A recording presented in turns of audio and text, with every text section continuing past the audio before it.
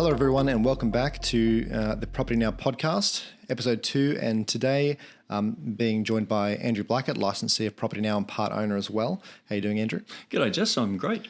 Well, our topic today, we're going to be going over a lot of questions we get asked, which are basically phrased as what to do when. What do I do when X happens? What do I do when this situation arises? And we're going to be going through a few of those and just giving you guys some information, a bit of advice on what to do when this situation that you might be thinking about does eventuate, if indeed it does. So the first one, we've written down a few already. The first one we're going to talk about is what do I do when an agent calls me and usually tells me that they have a buyer for my property? So this one happens quite a bit. You should almost, as a private seller, you almost want to expect it because when you're trained as an agent, you're trained to get listings.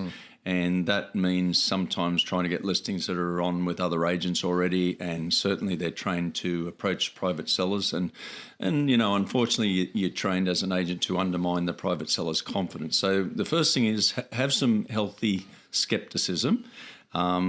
Take them at face value, but with healthy skepticism, and assume that there is a buyer there because you need to assume that.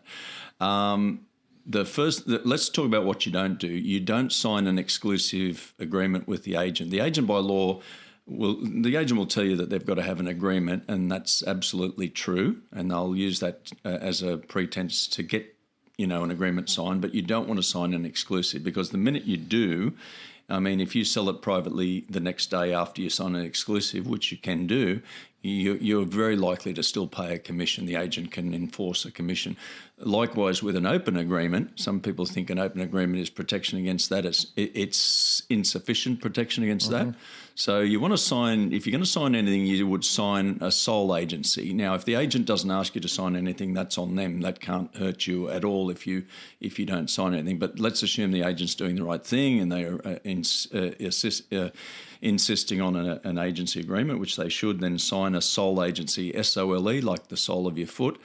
And it will generally have a clause in it which says something along the lines of the owner, the vendor, retains the right to sell privately without paying of commission. Any words to that effect, meaning that you can still sell privately while the agent has a go at selling.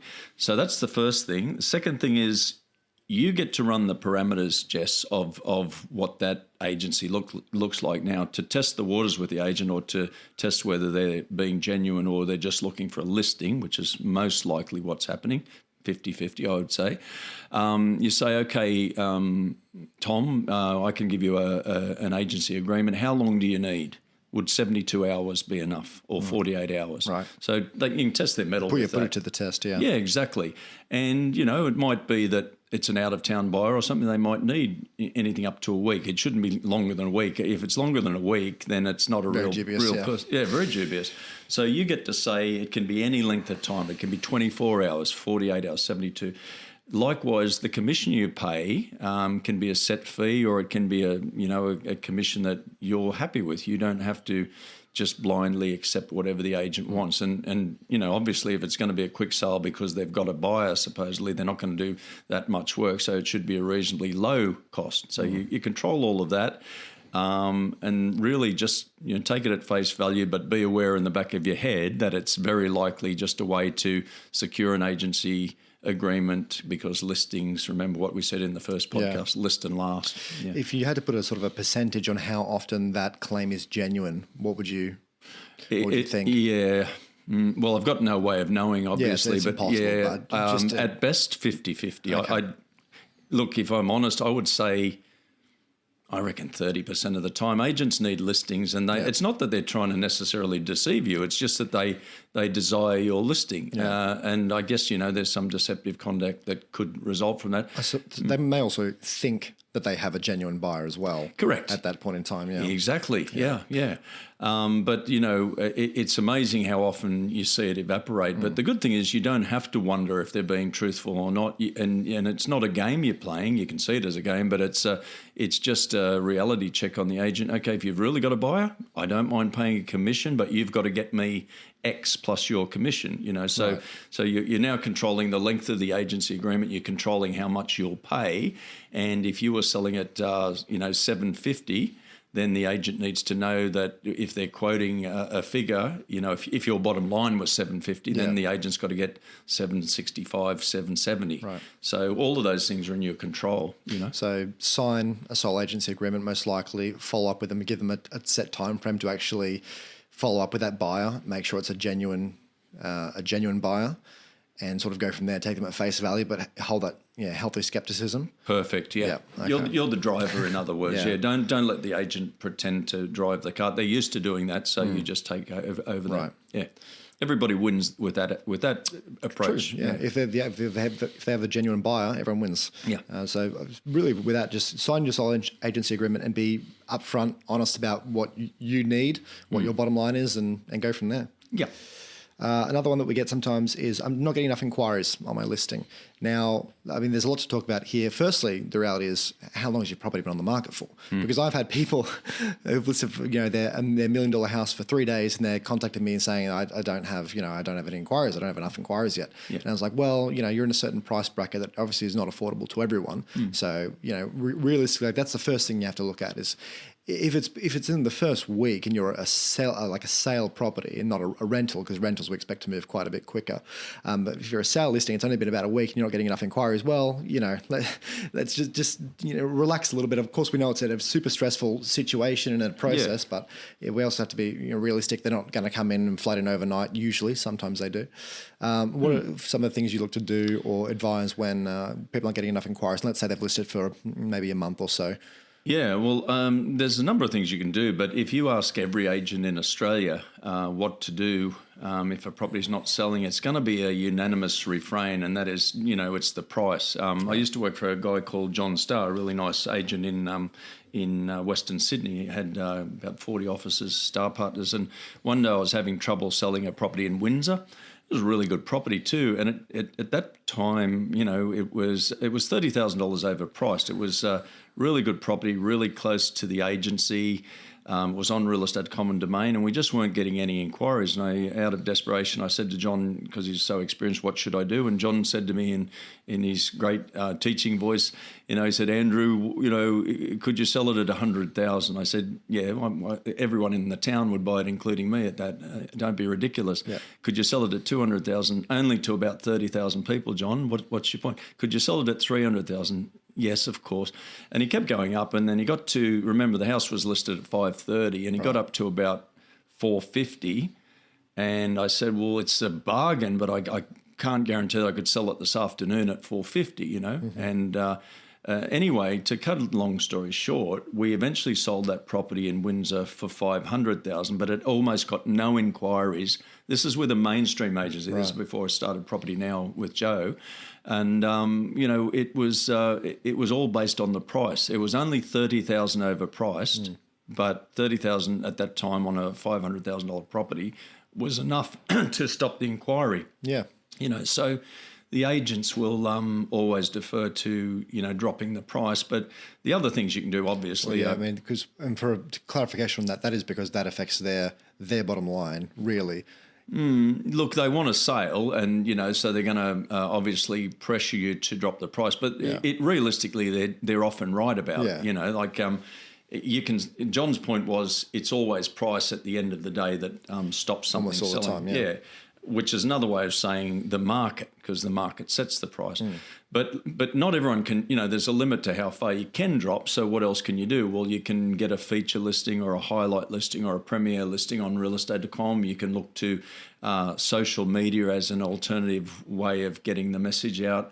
You can get funky if you want to in selling. I just spoke to a guy who's using Property Now a couple of days ago, and I loved his idea. He's going to have an auction in December in Mount Gravatt, I think it is, in Brisbane. And his idea is that he's going to give away three. He's going to have an offline auction, and the traditional style auction where he just hires an auctioneer and uses Property Now. Well, he's going to give away 3 giant screen TVs. Interesting. Yeah, it is. Now, why would that help him? Well, it's not that the TVs will necessarily go to any of the buyers or any of the bidders, but it'll ensure probably a much bigger crowd. So you can get funky. You can do things out of the ordinary. Always little creative ways to creative ways. Yeah, if you're not getting any inquiry, you can get creative. I obviously told him, he asked me, is it legal? I said, I believe it's legal, and not only that, it's innovative, but also ring fair trading and tell them what you're doing. Double check, yeah. You double check, and because it's a lottery type of situation. But get funky. Look for other avenues where you can advertise. Real estate to common domain is obviously the number one and number two, and where it's at with real estate. But if you live close to, a base hospital or a place with a very large employment base where they've got staff rooms and so on, just go in and ask if you can put your flyer in the staff room up on the boards. Yeah. Sounds corny, but it's very effective, especially around hospitals and medical areas.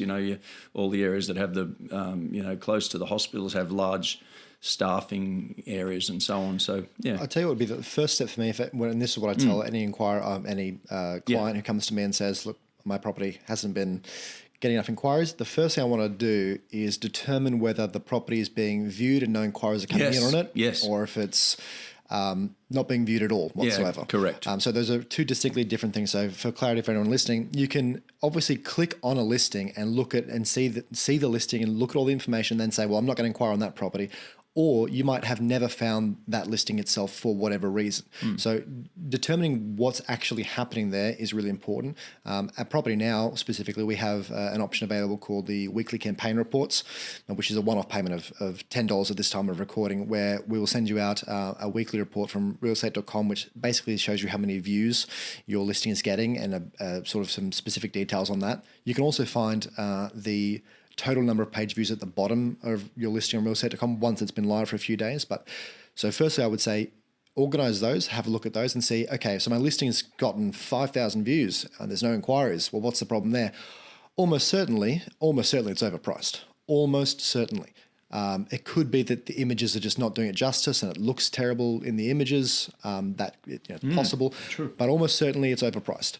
Now, if we see, okay, it's been live for, X number of weeks and it's gotten 100 views and no inquiries. Well, that's a viewer problem. That's nobody's seeing it. And then you might have to consider things like a social media campaign, possibly a realestate.com upgrade. That is the single biggest thing for me when I'm looking at them to determine. 100% right. The first thing I do when somebody asks me, if they're not getting inquiry, I usually go over to realestate.com's front page with them and do a search. I say to them, let's take the seller's hat off. Yeah. Let's put our buyer's hat on and let's pretend we're an actual buyer for your property. What are we likely to search? Is it a 3-bed, 2-bath, 2-car place in Coffs Harbour? In a range from and a price 50 range, grand or something, yeah. And see how many listings there are, number one. Exactly. And how close in price they are. You can filter on realestate.com by most recent, most relevant, price lowest to highest, price highest to lowest. And you can get really good information about what your competition is, because what sets the price is the competition. What a generic buyer is kind of going to see. So that would be like that. That's the first step for me, is to take a look at sort of what's happening with your listing statistically speaking, and then go from there. As you said, definitely there are a lot of free options or things that basically cost you nothing except a bit of time, like putting up flyers. This is never going to hurt you. Exactly. You can't lose an inquiry you don't have. Putting up a flyer, you said could seem corny to put it up somewhere, but you can't. If they're not inquiring already, if you've got a bit of time, and we're all time poor, but it can be very effective time. If you can get a flyer up in a major hospital or something, if you're close to that hospital, or if you're close to some factory that has a lot of employees, etc. So it's cost-effective time, and there's no downside to it at all. This one's kind of connected with another one, which was what do I do when I don't know how to set my price? And this kind of filters in with this well. If you're not having enough inquiry and you're not sure if your property is overpriced, well, you can contact us and we can send you a property report from sourced by CoreLogic RP Data, which is a government-sourced website, and we can send you a report and a suburb report as well for properties that are similar in the area and what they're priced at, and also the estimated price, which is either going to be low confidence to high confidence of a range for your specific property. So that might say, we think this is 800,000 to 850,000, and our confidence on that is very high. So this is something that we would definitely recommend doing if you're not sure what to how to price your property. Obviously, as well, you could get an actual valuation in person done is another option.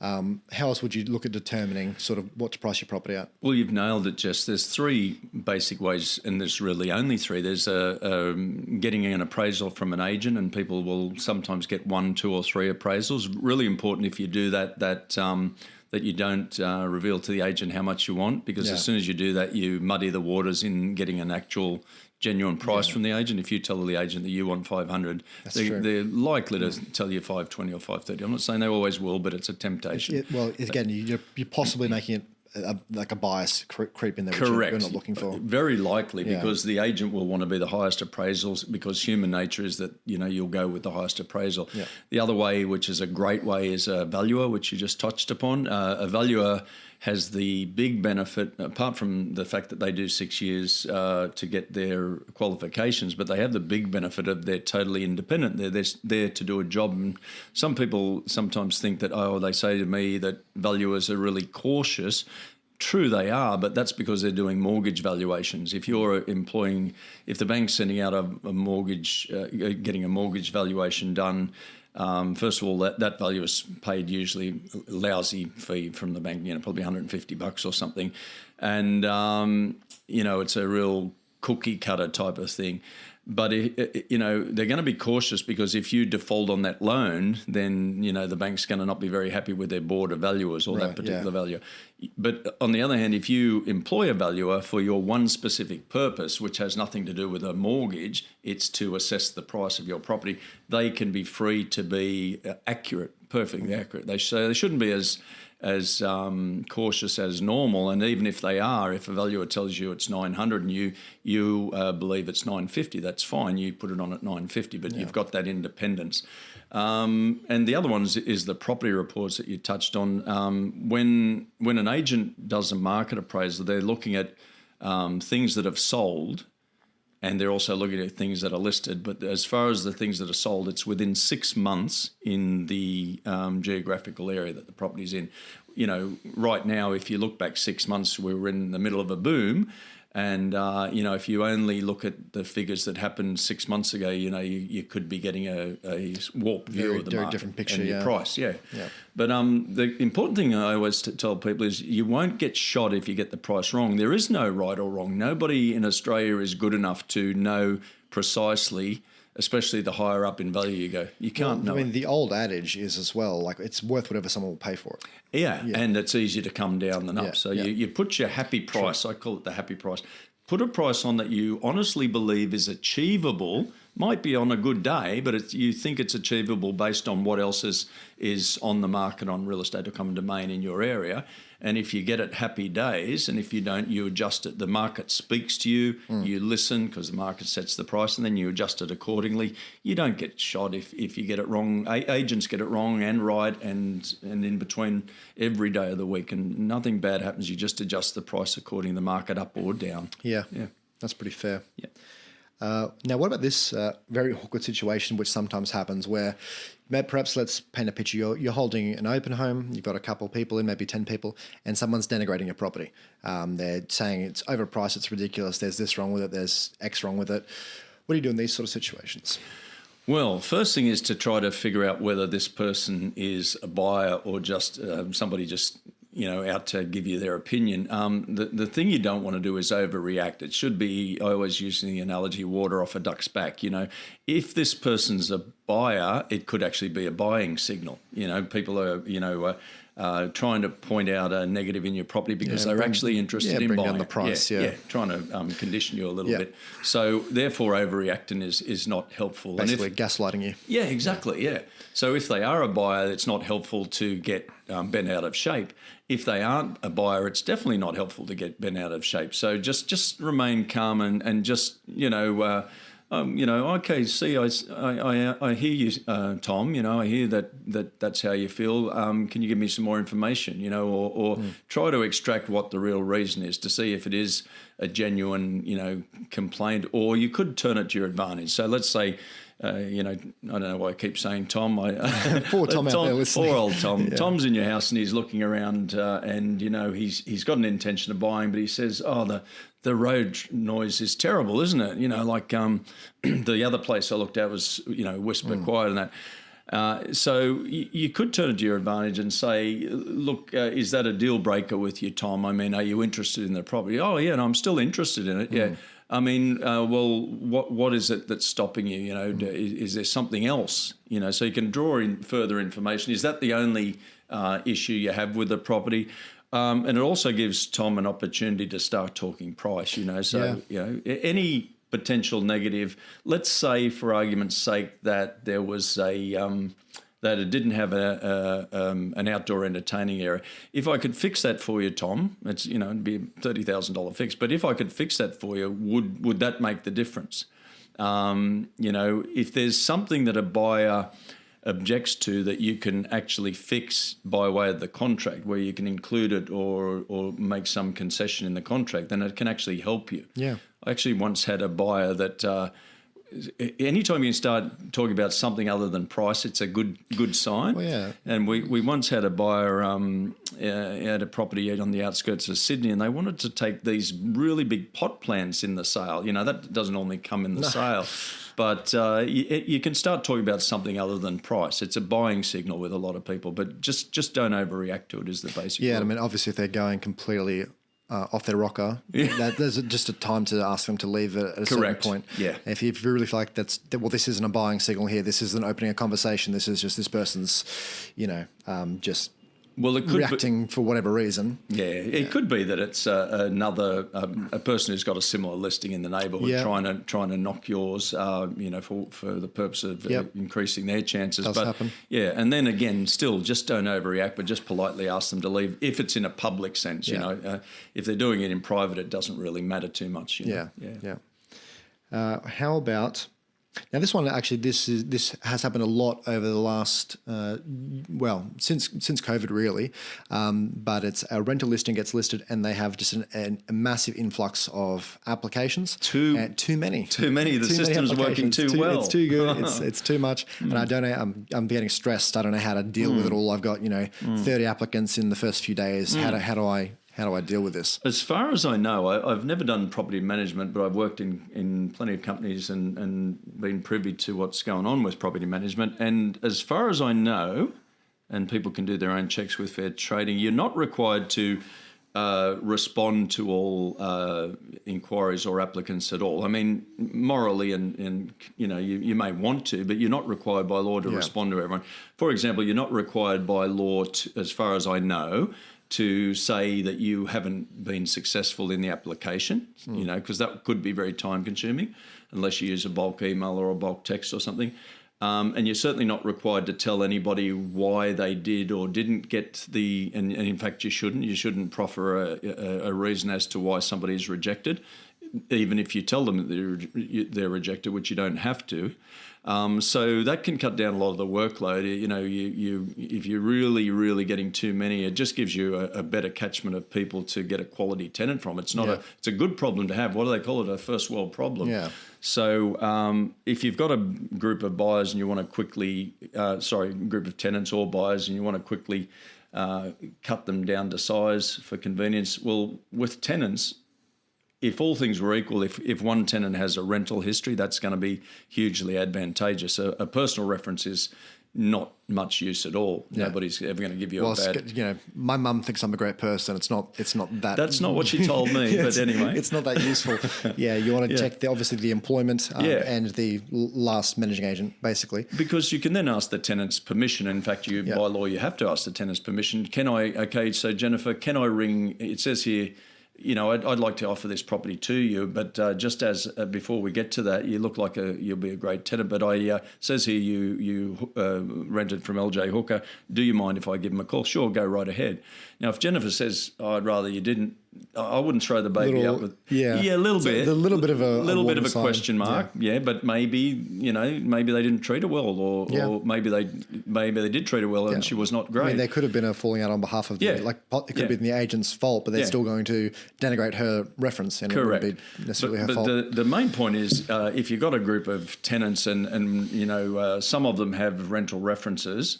Obviously, again, they're going to be higher in the pecking order. But if somebody's just sold the house, if I went to rent a property now, I wouldn't have a rental reference. So you don't throw baby out with bathwater, but it certainly puts them as a general rule, higher up the pecking order, and that can cut down your difficulties in servicing so many leads. Yeah, make a bit of a short list, I guess, on just the most promising looking people who are, I guess, making the most money, look like they're not going to have an issue with proof of employment. Can I ring and income? Yep. Can I ring the last landlord, private landlord or agent, and can I ring your employer? Now, it's if you ask that, there's nothing wrong with ringing the employer, and make sure that it's not. Not just a mate, verify the phone number and who you're calling. But usually if you Googling that will do the trick. Yeah, exactly, yeah. Most places of business, just Google the number or the email address that they've provided. Yeah, and if you're asking landlord questions such as, if you're ringing Ray White or somebody as a rental reference, the two questions you really want to know is, did Lisa rent there? Yes, she did. Did she pay the rent and get a bond back? And that's all they should really tell you if they want to. Yeah, if they want to profit more. Maybe on a pet, did she have a pet? Possibly. That could be relevant too. But those are the primary questions. And when we're doing reference checks for people, those are the main points that we're looking to have answered. Same with employer too. Yeah. You're not there to ask for a character reference. It would be pretty inappropriate if the employer wants to give one. That's they will usually give you one, but it's not. Yeah. The thing is, most people are nice to a degree anyway. Yeah. So if your employee is trying to rent a property and then someone calls you and says, do you think they're a decent person? They'll usually say yes. Yeah, exactly. What you really need to figure out is, are they employed here? Yeah, How long have they been employed here? Who's sending the full-time or part-time? And what are they earning, essentially? True. Yep. But a good problem to have if you've got too many leads. Yeah, and it has happened a bit lately. Yeah. Make a short list. I would generally, if you have the time, email the people out who didn't make it, let them know. And it also it helps you keep the door open. Yeah, it can go wrong. That's happens. Right. Exactly. Have a reserve. Yeah. And then make your short list and then follow up with some checks and go from there. Treat people how you want to be treated is a good rule. It's easy to say sitting here doing a podcast, but try not to get too stressed about it. Yeah. As I said, it's a good problem to have. It's much better than having your rental listing up there for multiple weeks getting no inquiries. It's definitely nothing you can't handle. And if you're with Property Now, obviously we're always here to help you as well. Yeah. One thing that I get, I don't know how often you get this, but people contact me saying that the images on my listing are wrong. Now, what this when you work in admin for a while, what you know is after a few years is that what they almost always mean is that the images on the property profile page on realestate.com or domain are incorrect. Now, yes. For those of you who don't know, what generally happens if you Google an address of a property, what will usually come up is not the actual sale listing of the property itself on realestate.com or domain. It will be a property profile page, which you'll click and it will take you to a page showing basically all the history for that property, all the images that have ever been uploaded for it, its sale and rental history, and it's just a sort of an analysis and basically a record of the property. Now what you'll often see with these property profile pages is that the house might have 80 pictures on it. Now, if you see a page with 80 pictures on it, I guarantee you it's not a listing because realestate.com has a 35 image limit. So what will happen is people contact me, they'll say, the images on my property, my listing are wrong. It has 80 images and before we did renovations, they're all incorrect. Now, the thing you need to do with this is, firstly, this page is not operated by us at Property Now at all, or any agency for that matter. You would have to contact realestate.com or domain directly as the owner and request that they amend any incorrect information or remove images that you no longer want displayed there. Usually they will do that. Usually they'll once they hear from the owner and you say, listen, this room doesn't even look like this anymore. This has since been renovated. We think it's damaging to our property. Could you please remove it? They almost always will. But this one, I had to mention it because I get this multiple times a week with people thinking that their listing is showing incorrectly with incorrect outdated information. So I definitely wanted to highlight that one. What about a building issue?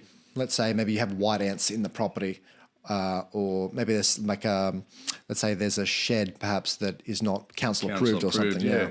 Well, you've got to deal with reality. So if you've got white ants, people just have a natural aversion to it, even if it's been treated and totally, accounted for, and it's not any longer a problem. There's still that natural aversion. The thing is, you can't change that really. So you've got to deal with it, and the only way to deal with it is to, I think, be upfront about it, because any building or pest inspection is going to find that out. So better to deal with it up front and save both of you the grief, and then if the sale is going to proceed anyway, maybe you've already taken into account with the price that that was an issue or something. But the psychology is people definitely, as soon as they hear something's not council approved, well, one way around that is, okay, well, if we go to council, just be aware that that shed that's down there, may have to be taken down. So you can take it as is, and it can be in the contract that you acknowledge that, your solicitor or conveyancer can put in that it's acknowledged that that doesn't have council approval. That's a simple way to handle it. And, if you're going to go to council and get that approval, obviously it's better to do that before you list, because it's going to take time, and in taking time, you may lose the buyer. So just don't try to hide anything. But if something's a bugbear like that, then put it in the contract, to state that the buyer's aware of it and that they accept it, and make the buyer aware that, sure, if you want me to go to council, just be aware that you may lose that amenity that's not council approved. So many of these issues are sort of resolved by just being upfront, honest and proactive with it. Exactly. It sounds a bit like an after-school special, but it's the reality. It does. You can't fight the reality. You can't. Correct. You can't sort of lie about this stuff, and the more you do it, and you don't bigger kick the hot water. Don't kick the can down the road. You've got to confront it, and it's better to be upfront. Does that mean, as soon as somebody comes to your house, look, I want to let you know that it's sinking, clay soil, and it's cracking. There's white ants, and the next door neighbours are terrible. No, you don't have to be up front like that. But don't hide anything that's asked in a normal course of events. Because then you just look like you are being sneaky, and then nobody and once buys. the honesty is breaking down, and people aren't going to want to spend $500,000 with someone they don't trust either. Yeah. You're better off focusing in the white ant aspect there. You're better off focusing on the fact that it's been repaired. Not only has it been repaired, but now this situation can't ever happen again, because it's been treated. It's got termi mesh all around the outside now, so you've now turned it into a positive. So yeah. And the final one, which again, it's one of those good problems to have, but we get it a few times a week, is dealing with multiple offers. I think people tend to feel sort of awkward about it. They're not sure how to go about doing it, and how to sort of, I think they're a bit anxious about seemingly pitting to buyers and offers against one another and things like that. How do you sort of advise people to go about responding to multiple offers on a property? There's a bit of science and art in it, and it was very prevalent in the recent boom. People were just fighting over properties and paying crazy amounts of money, and so you often get multiple offers. The first rule of thumb is to make sure that every person that's getting the offer gets exactly the same information. Yeah. Now, let's say Bill and Mary. I don't feel very creative today, so let's not use Tom. Let's give him a break. So Lisa and Patrick are both vying on your property, and Lisa says, look, I want to make an offer, but I understand there's another offer. Do you mind? Can you tell me what Patrick's is, what the other offer is? Well, the answer's always the same. Look, Lisa, if the situation were reversed, you wouldn't want Patrick to know what you've offered, right? And you just give people the same information all the time, Jesse, and that does two things.